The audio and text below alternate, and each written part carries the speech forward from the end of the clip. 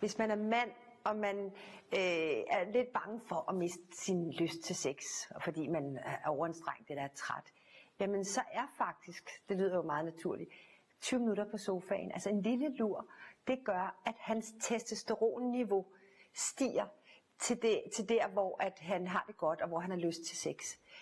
Efter 8 timers arbejde, der er en mands testosteronniveau lavt, og så er det svært at komme i gang med det seksuelle. Men bare sådan en lille morfar på sofaen, det gør helt vildt underværker. Så det her, det er faktisk en adgangsbillet til en lur. Altså, og tit, altså noget man kan gøre som kvinde for ham, fordi manden tænder jo tit på det visuelle.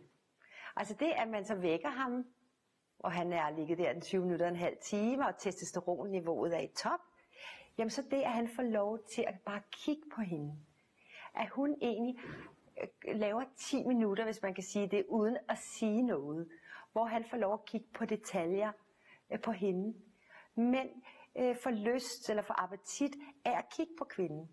Alt det der med at ligge og lave forspil og nusse og kysse og age og kilde og kæle og sådan noget, det er meget feminint i virkeligheden, og det er tit det kvinden tænder på og varmer op af og bliver ophidset af og får lyst til samleje.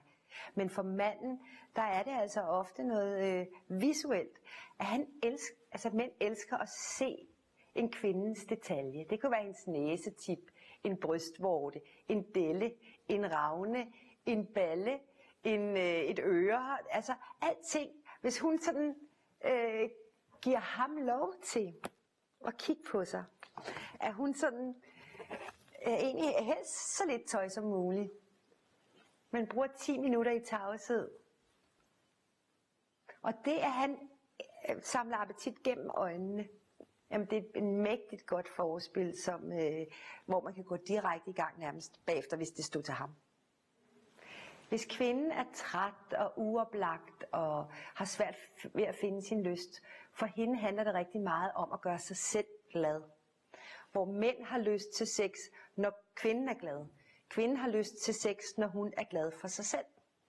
Så der handler det rigtig meget om at måske endda lave en lille række med ting, der gør hende glad.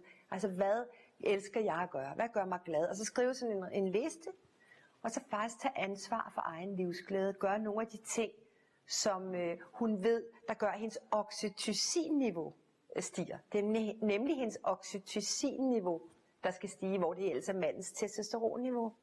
Så er det hos kvinden hendes oxytocin, der gør, at hun har lyst til sådan at putte og kramme og nusse og være tæt på. Det vil sige, at hun skal tage ansvar for egen livsglæde. Og hvordan har hun så tid til det? Kan man så spørge, ikke? Kvinder siger, jamen det er der ikke tid til, jeg skal støvsuge. Der skal kvinder så lære at kommunikere meget mere specifikt. Det vil gøre mig glad, altså ordet glad er altid godt, det vil gøre mig glad, hvis du herfra, Benny, og hertil hjælper mig med det. Så jeg har tid til at gøre de ting, der gør mig glad. Ja, når man har skiftende arbejdstider, så er det ikke så let at lige finde hinanden på det normale tidspunkt.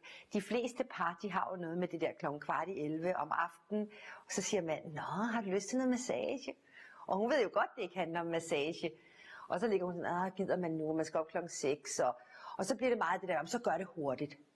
Og så bliver det sådan vanesex, og det er faktisk det vanesex, der ødelægger vores sexliv.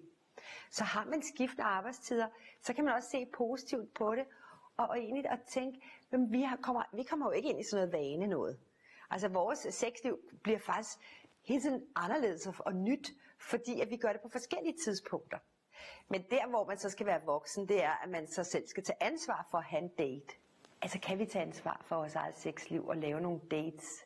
Jamen så kører det faktisk bedre. Det andet bliver så vaneagtigt.